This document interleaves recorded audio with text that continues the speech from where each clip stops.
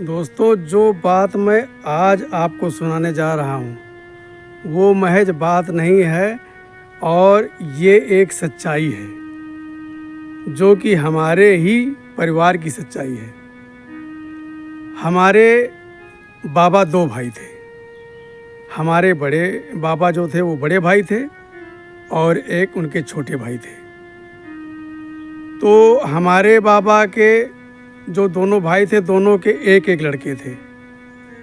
एक के हमारे पिताजी और जो छोटे वाले भाई थे उनके लड़के जो हमारे चाचा थे।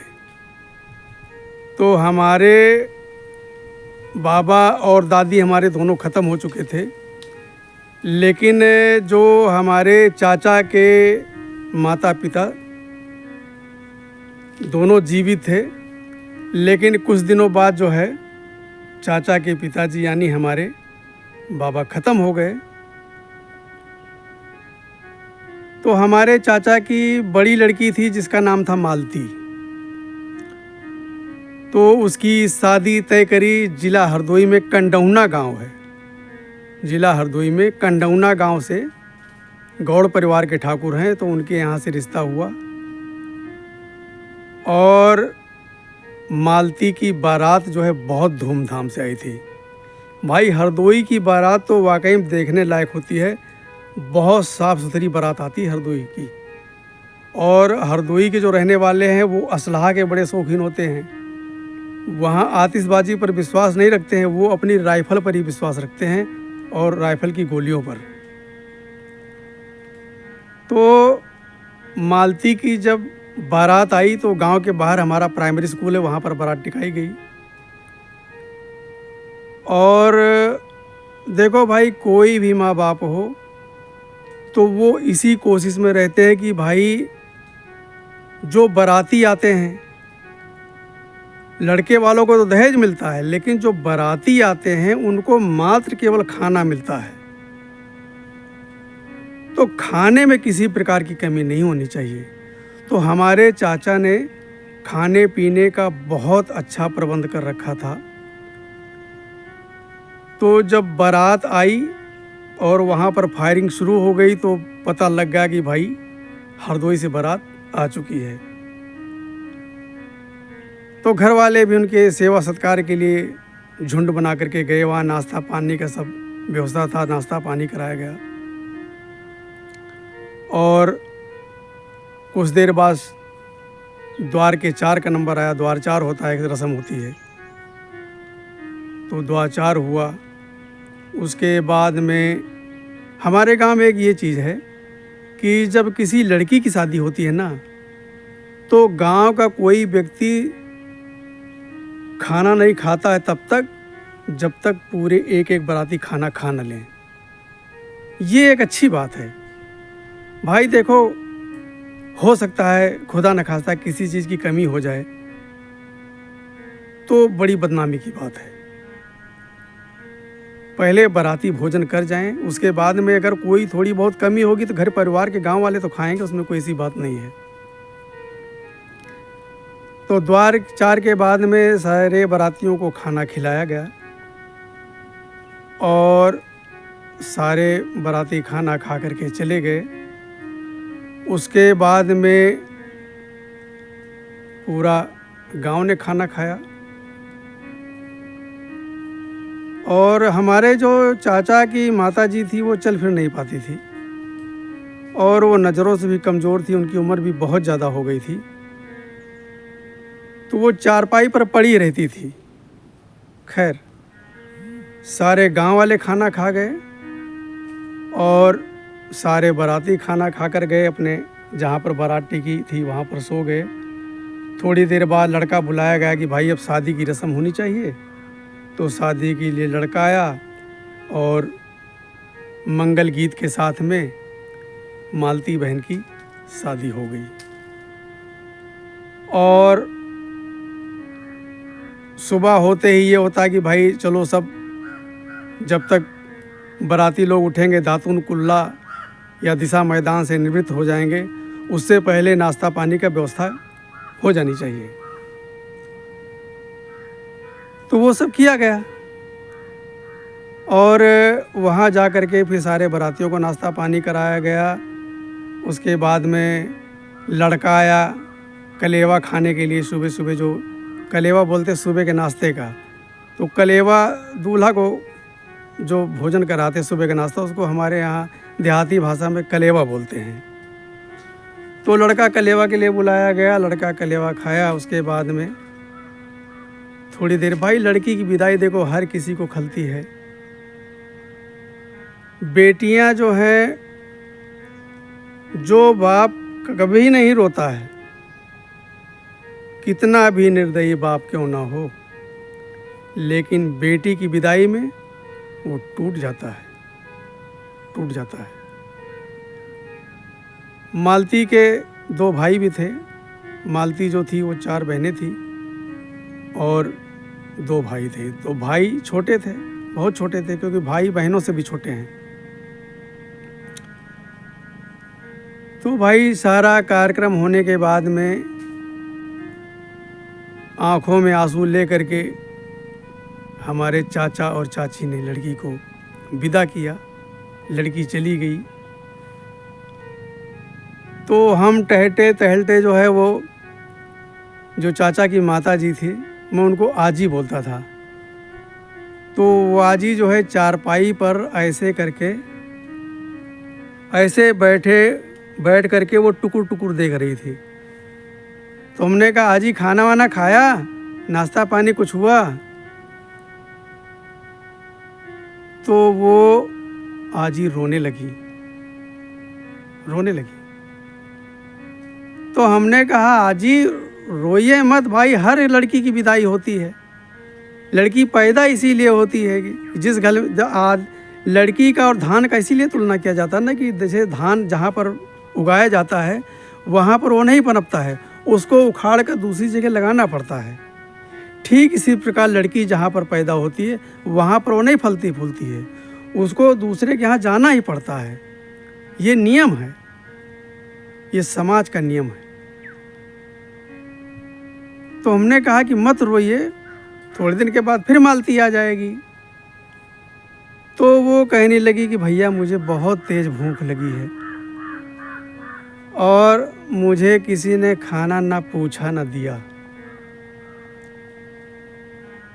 ये बात सुन करके मेरी दोस्तों, मेरी आंखों में आंसू आ गए कि देखो इतना बाराती खाकर चले गए, इतना गांव वाले खाकर चले गए, और जो साफ सफाई करने वाले, काम करने वाले थे, वो सारे खाना खाकर चले गए। बचा हुआ खाना लोग बांध करके अपने घर ले गए। बड़े बूढ़े जो होते हैं ना, माँ बाप जो होते हैं, वो हमारे घर की बुनियाद होते हैं। हम बेशक नकार दें कि जो कुछ हम कर रहे हैं वो हम ही कर रहे हैं, ये हमारी गलत बात है। बुनियाद तो किसी और ने रखा है, वो बुनियाद रखा है हमारे घर के बुजुर्ग, हमारे माता पिता, हमारे दादा दादी ने। उनका हमारे ऊपर एहसान है, उस एहसान को हम कभी चुका नहीं सकते हैं। कुछ भी कर लें, कितना भी आगे बढ़ जाएं, कुछ भी कर लें, लेकिन हमारे नाम के पीछे उनका नाम जुड़ा ही रहेगा। जैसे हमारे पीछे साया लगा रहता है, साया हमारा पीछा नहीं छोड़ता है, हमारे बड़े बूढ़ों का नाम भी हमारा नाम का पीछा नहीं छोड़ता है।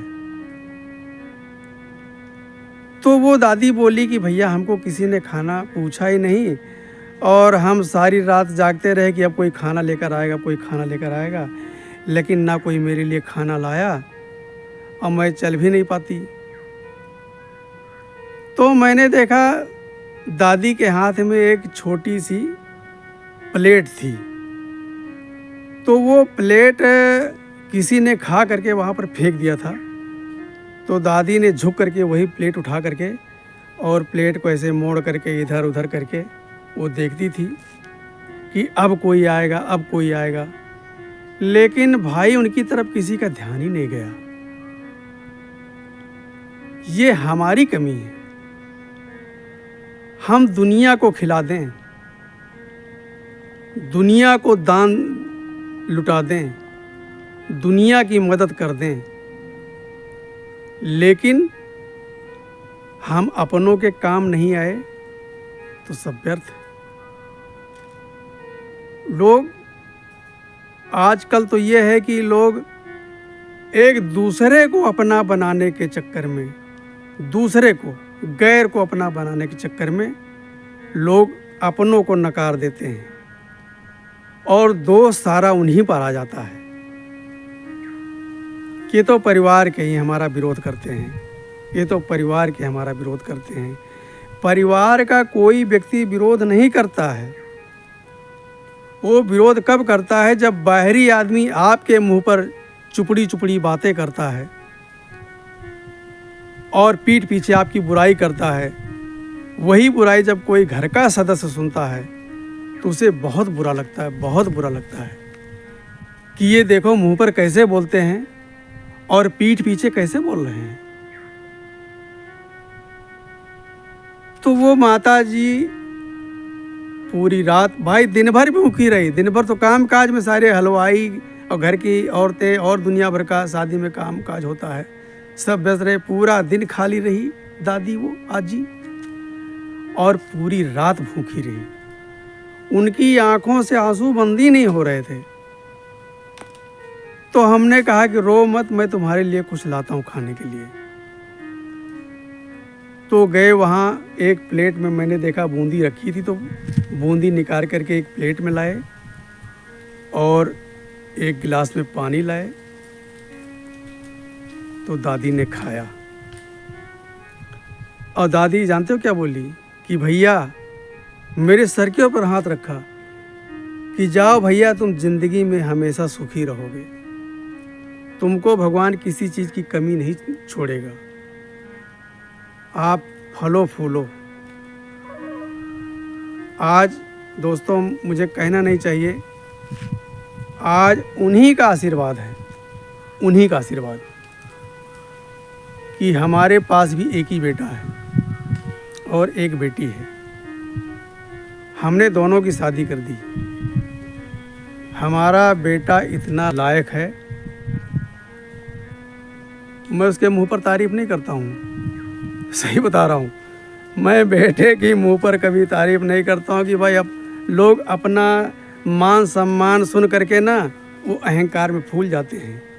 तो मैं नहीं चाहता कि हमारे बेटे के अंदर भी कोई अहंकार है, लेकिन मेरा बेटा बहुत अच्छा है, मेरा हर चीज़ का ध्यान देता है।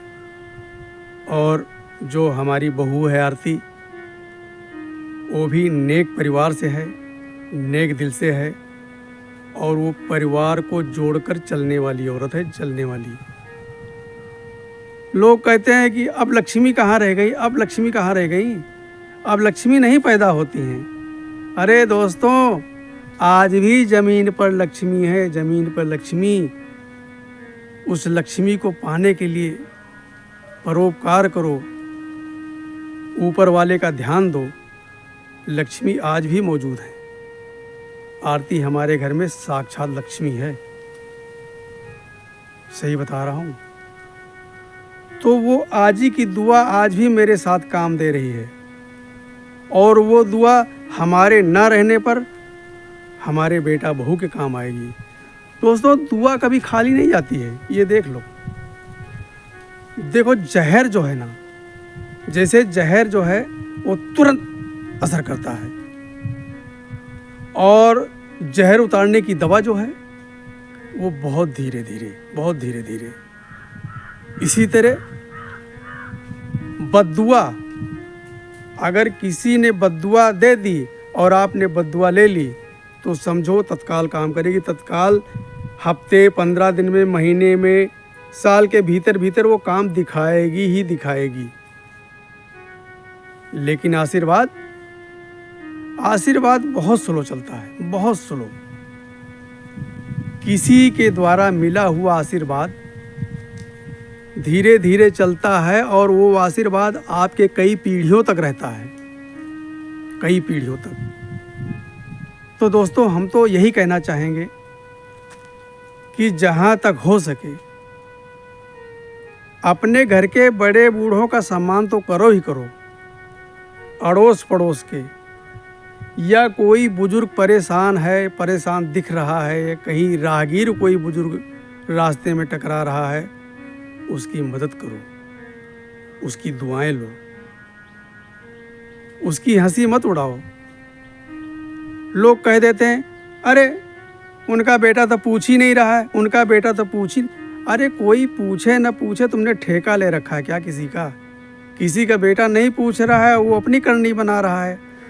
तुमसे अगर हो सके, जितना हो सके, निस्वार्थ भाव से, ये नहीं दिखाने के लिए देखो उसके बेटे ने नहीं पूछा और हमने उसके साथ ये किया, ये भावना नहीं होनी चाहिए। निस्वार्थ भाव से उसकी सेवा करो और उसका सम्मान करो। उससे जो आपको दुआ मिलेगी वो आपकी कई पीढ़ियों तक जाएंगी। आपके बच्चे संस्कारी होंगे, आपके पोता पोती संस्कारी होंगे। दोस्तों, हमारी ये बात आपको कैसी लगी कमेंट करके ज़रूर बताया करो हमें, क्योंकि आपका कमेंट जो है ना वो हमारी गलतियों को सुधारने में मदद करता है।